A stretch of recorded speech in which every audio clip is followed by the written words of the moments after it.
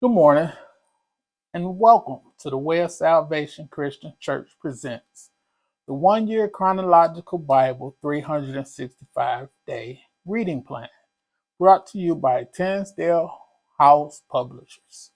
I am Minister Jewett Peterson Sr. and today is day 5 and we will be reading Genesis chapter 15, Genesis chapter 16, and Genesis chapter 17 of the New Living Translation, the NLT version, on this 10th day of February.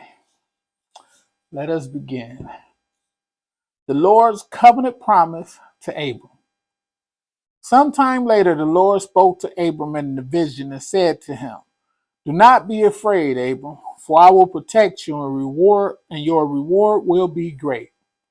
But Abram replied, "O sovereign Lord, what good are all your blessings when I don't even have a son?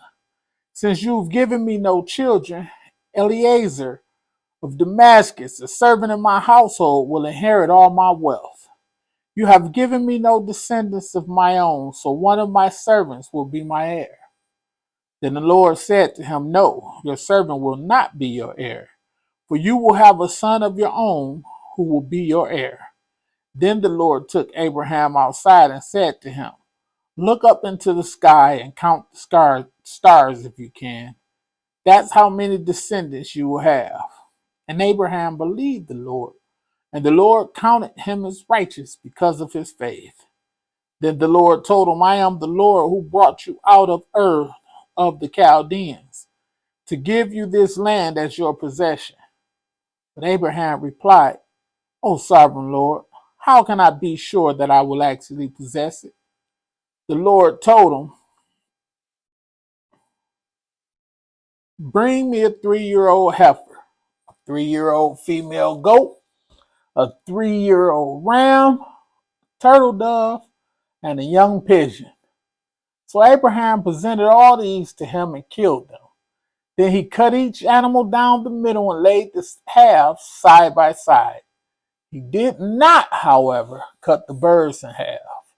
Some vultures swooped down to eat the carcasses, but Abram chased them away. As the sun was going down, Abram fell into a deep sleep, and a terrifying darkness came down over him. Then the Lord said to Abram, "You can be sure that your descendants will be strangers in a foreign land, where they will be oppressed as slaves for 400 years. But I will punish the nation that enslaves them, and in the end, they will come away with great wealth. As for you, you will die in peace and be buried at a ripe old age. After 4 generations, your descendants will return here to this land, for the sins of the Amorites do not yet warrant their destruction." After the sun went down and darkness fell, Abram saw a smoking fire pot and a flaming torch pass between the halves of the carcasses. So the Lord made a covenant with Abram that day and said, "I have given this land to your descendants, all the way from the border of Egypt to the great Euphrates River, the land now occupied by the Kenites, Ken- Kenizzites, Cadmonites, Hittites, Perizzites, Raphaites, Amorites, Canaanites, Girgashites, and Jebusites." Genesis chapter 16, the birth of Ishmael. Now Sarai, Abram's wife, had not been able to bear children for him, but she had an Egyptian servant named Hagar. So Sarai said to Abram, "The Lord had prevented me from having children. Go and sleep with my servant. Perhaps I can have children through her." And Abram agreed with Sarai's proposal. And Sarai, Abram's wife, took Hagar, the Egyptian servant, and gave her to Abram as a wife. This happened 10 years after Abram had settled in the land of Canaan. So Abram had sexual relations with Hagar, and she became pregnant.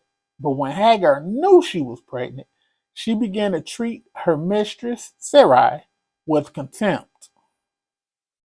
Then Sarai said to Abram, "This is all your fault.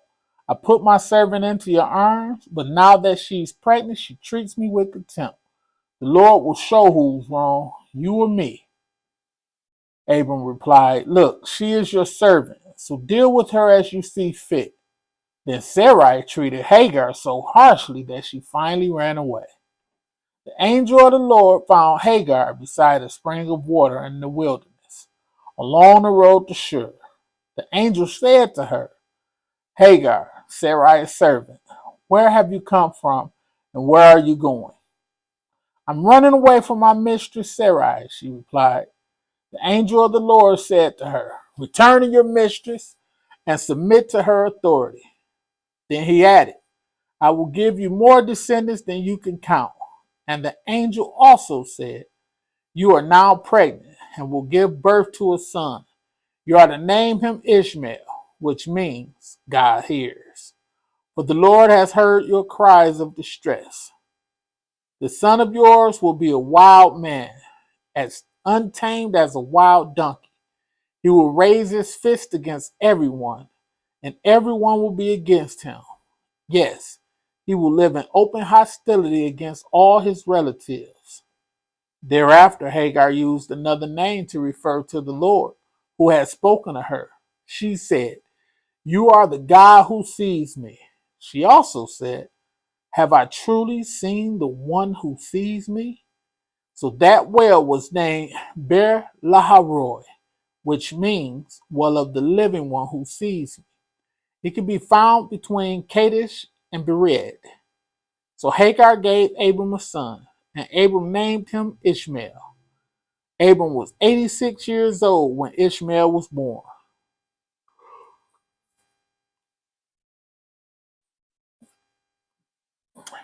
86.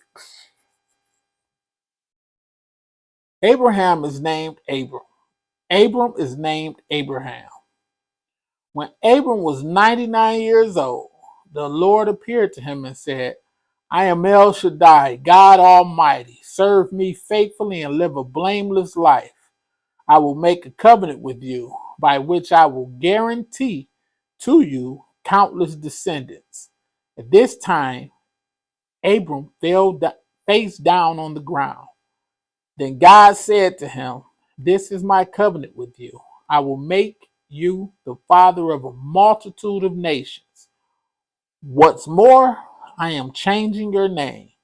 It will no longer be Abram. Instead, you will be called Abraham, for you will be the father of many nations."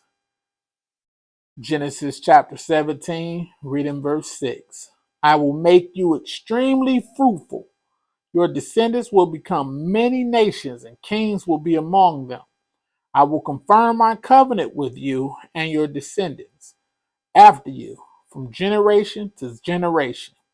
This is the everlasting covenant. I will always be your God and the God of your descendants after you. And I will give the entire land of Canaan, where you now live as a foreigner, to you and your descendants. It will be their possession forever, and I will be their God." The mark of the covenant. Then God said to Abraham, "Your responsibility is to obey the terms of the covenant. You and all your descendants have this continual responsibility. This is the covenant that you and your descendants must keep.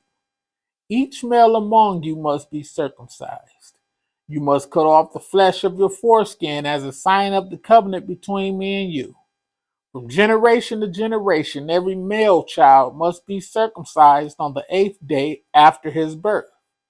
This applies not only to members of your family, but also to the servants born in your household and the foreign-born servants whom you have purchased. All must be circumcised. Your bodies will bear the mark of my everlasting covenant. Any male who fails to be circumcised will be cut off from the covenant family for breaking the covenant. Sarai is named Sarah. Then chapter 17, verse 15 of Genesis. Then God said to Abraham regarding Sarai, "Your wife, her name will no longer be Sarai. From now on, her name will be Sarah, and I will bless her and give you a son from her. Yes, I will bless her richly, and she will become the mother of many nations. Kings of nations will be among her descendants. Then Abraham bowed down to the ground, but he laughed to himself in disbelief. How could I become a father at the age of 100, he thought. And how can Sarah have a baby when she is 90 years old? So Abraham said to God, may Ishmael live under your special blessing. But God replied, no, Sarah, your wife, will give birth to a son for you. You will name him Isaac, and I will confirm my covenant with him and his descendants as an everlasting covenant. As for Ishmael, I will bless him also, just as you have asked. I will make him extremely fruitful and multiply his descendants. He will become the father of 12 princes, and I will make him a great nation. But my covenant will be confirmed with Isaac, who will be born to you and Sarah about this time next year. When God had finished speaking, he left Abraham. On that very day, Abraham took his son Ishmael and every male in his household, including those born there and those he had bought. Then he circumcised them, cutting off their foreskins just as God had told him. Abraham was 99 years old when he was circumcised, and Ishmael, his son, was 13. Both Abraham and his son Ishmael were circumcised on that same day, along with all the other men and boys of the household, whether they were born there or bought as servants. All were circumcised with him. May the Lord add a rich blessing to the reading of his word. Thank you, and talk to you soon.